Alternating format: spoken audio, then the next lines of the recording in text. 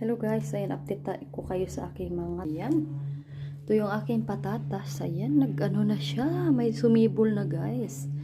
Tapos naman, ito naman ang ating lemongrass, tanglad, lemongrass pa no, pero tanglad lang pala guys. Tapos ito din yung ating potato din natin to guys, ililipat natin to sa labas. Pag hindi na siya umuulan, ililipat ko siya.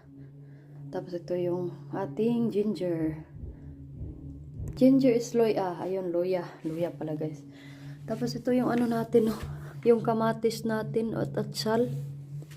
Atsal pala dito, yung atsal. So, ito.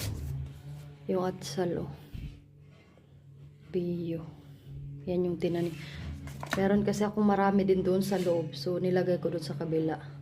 Ito naman ang ating Kerbis. Pumpkin.